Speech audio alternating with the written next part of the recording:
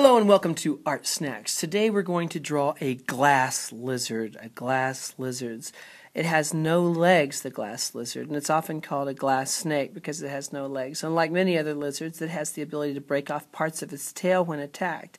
About 2/3 of the total length is its tail, so the body may break into a number of pieces. A new tail will grow back, and it's usually not identical to the original tail. In fact, sometimes it's darker colored. Now, when they break off this tail, the predator can go ahead and eat the tail while the rest of the lizard gets away. That's a pretty sneaky trick, right? What if you could break off parts of you and just keep running? What parts would we break off, I wonder? So that's what the glass lizard does to escape. So we're going to draw a glass lizard, and if it looks like a snake, that's because it looks a lot like a snake, the glass lizard does. Okay, remember, sometimes called a glass snake. So we're going to just start drawing, and when we draw a snake or a lizard, we keep our lines kind of loose.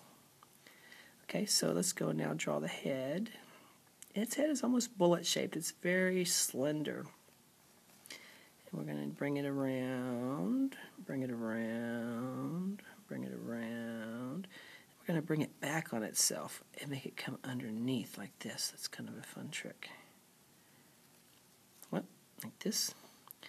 Bring it around. See how it's getting skinnier and skinnier and skinnier and skinnier until we get to the tip of its tail.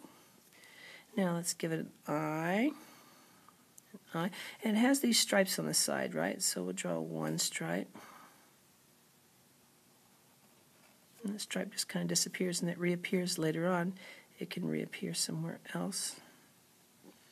When it goes around the corner, sometimes it disappears and reappears somewhere else. And that stripe has to get smaller. And I'm going to put another stripe beside that first stripe. It's okay if they're not perfect. You can see mine aren't. There's no such thing as perfect. We're just doing our best. If you want perfect, take a picture of it. I think part of what makes a drawing cool is that I can see the personality of the kid in that drawing and not just a perfect picture.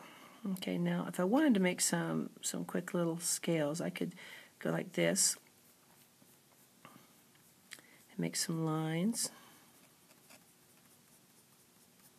Kind of curve them, the shape of the body, kind of curve them.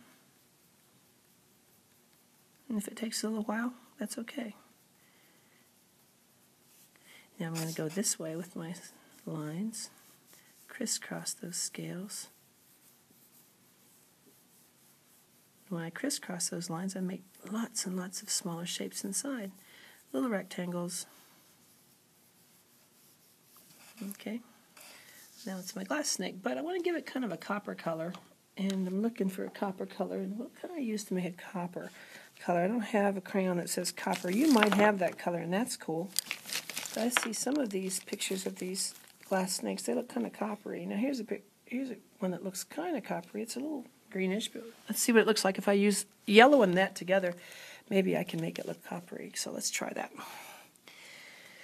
Let's see what happens if I color. And I don't want to color too dark. I just want to add some color because I don't want my color to take over everything. Color all that detail that I did already.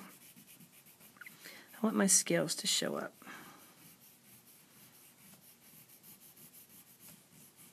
If you go outside your lines, don't worry.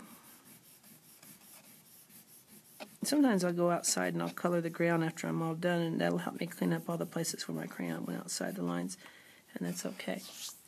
And that is the glass snake. See you next time.